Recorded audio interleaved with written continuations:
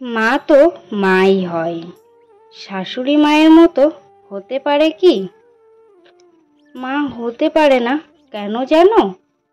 মা ভাবে আমি যেটা সহ্য করেছি সেটা যেন আমার মেয়েকে সহ্য করতে না হয়।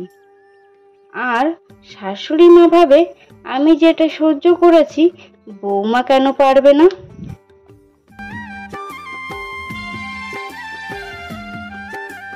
বাপের বাড়িতে মা থাকে আর শ্বশুর বাড়িতে শাশুড়ি মা থাকেন। বাপের বাড়ি তো বাপের বাড়িই হয় আর শ্বশুর বাড়ি তো শ্বশুর বাড়িই হয়।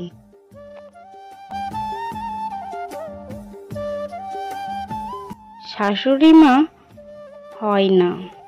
মা বলে এত দেরি হয়ে গেল, তুমি এখনো খাবার খাওনি কেন? আর শাশুড়ি মা বলে এত দেরি হয়ে গেল, এখনো কেন খাবার বানাওনি? মা বলে তোমার জন্য অল্প টাকা জমিয়েছি, কিছু কিনে নাও। শাশুড়ি মা বলে সব টাকা তুমি ফালতু খরচ করে উড়িয়ে দাও। মা বলে তোমার যা চাই তুমি তাই করো। আর শাশুড়ি মা বলে তুমি শুধু শ্বশুর বাড়ির সোনা পড়ো। মন খারাপ করে থাকলে মা বলে কেউ কিছু বলেছে মনে হয়, আমি সব জানি। আর শ্বশুর বাড়িতে মন খারাপ করে থাকলে শাশুড়ি বলে আজকে মুখটা ফুলিয়ে বসে আছে মহারানী। বাপের বাড়ি যাওয়ার সময় মনে হয় না কোনো শাশুড়ি বৌমার হাতে টাকা গুঁজে দেয়, কিন্তু বাপের বাড়ি থেকে আসার সময় একটা মা তার জমানো যতটুকু টাকা থাকে সে তার মেয়ের হাতে তুলে দেয় আর বলে টাকাটা রাখো, কাজে লাগবে।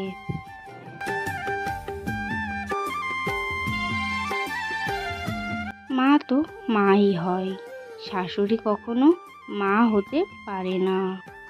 কথাগুলি শুনতে খারাপ লাগলেও বাস্তব।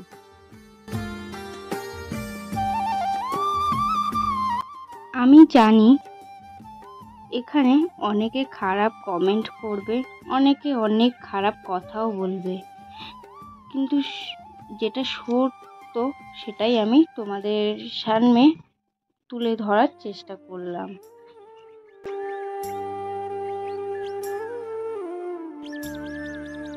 এই 4 বছরে আমার যতটুকু অভিজ্ঞতা হয়েছে আমি সেটাই তোমাদের সামনে তুলে ধরলাম।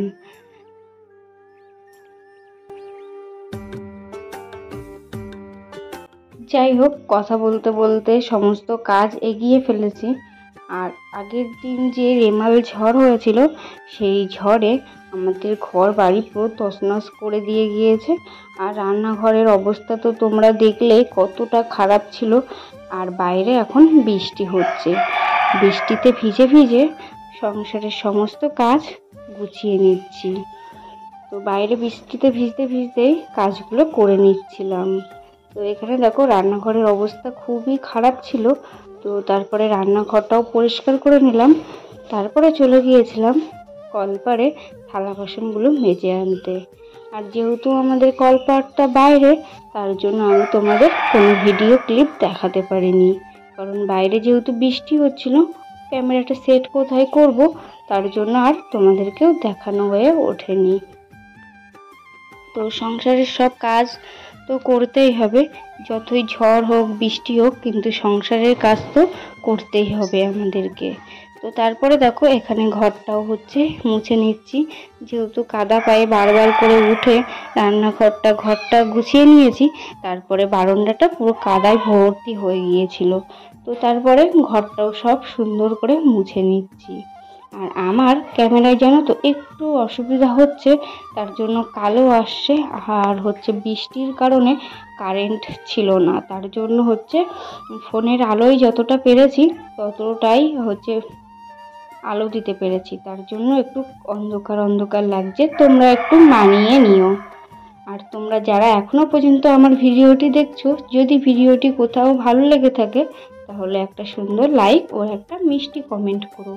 তোমাদের একটা লাইক আর মিষ্টি কমেন্টে আমার ভিডিও করার প্রতি ভালোবাসা বাড়িয়ে তোলে। তো যাই হোক, বারান্দার মুছে সব কাজ কমপ্লিট করে তারপরে উঠোনটাও ঝাড়ু দিয়ে নিচ্ছি। আর উঠোনের অবস্থা দেখো কতটা খারাপ, পুরো গাছের পাতা উঠোনে ভর্তি হয়ে গিয়েছে। তো সবটা পরিষ্কার করব না উঠোন, এই সানমেটা অল্প একটু পরিষ্কার করব, বেশি ভিজলে ঠান্ডা লেগে যাবে, তার জন্য অল্প একটু পরিষ্কার করে নেব। আর ওই যে থালা বাসনগুলো মেজে এনে ওই পটিতে রেখেছি। তারপরে সব কাজ কমপ্লিট করে স্নান ধান করে তারপরে একেবারে উপরে উঠে যখন উঠবো তখন থালা বাসনগুলোও তুলে নেব। তো এইভাবেই বৃষ্টিতে ভিজে ভিজে সংসারের সব কাজগুলো গুছিয়ে করে নিলাম। আর আমি কি বলতো, তোমরা অনেকেই আমাকে কমেন্ট করে বলেছো যে আমার ভয়েস শোনা যায় না। তো তোমাদের যদি সেই সমস্যাটা হয়ে থাকে আমাকে আবার বলবে, তো আমি আবার ভালোভাবে ভয়েস দেওয়ার চেষ্টা করব। খুব তাড়াতাড়ি একটা মাইক কিনবো, মাইক না হলে ভয়েস দিতে সমস্যা হচ্ছে। তো যতটা চেষ্টা করেছি ভালোভাবেই ভয়েসটা দেওয়ার। তোমরা যদি বুঝতে না পারো তাহলে আমাকে কমেন্ট করো।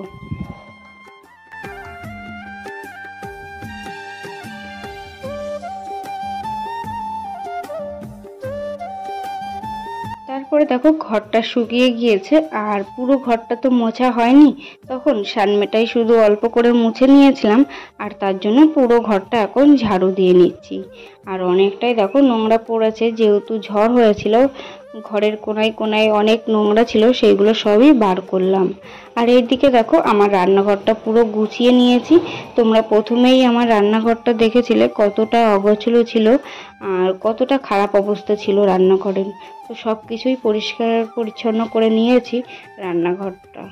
একটু সময় পেলে সংসারের সব কাজগুলো গুছিয়ে সুন্দরভাবে করে নিতে পারি। যদি আরেকটু সময় বেশি হতো তাহলে আরেকটু ভালো করে গোছাতে পারতাম আর কি। তো এটাই মনে হয় যে দিনটা যদি আরেকটু বড় হতো তাহলে আরেকটু সুন্দরভাবে আমার সংসারটা গুছিয়ে রাখতে পারতাম। আর তারপরে এখানে আমি মাঠে ঘাস কাটতে গিয়েছিলাম ছাগলের জন্য।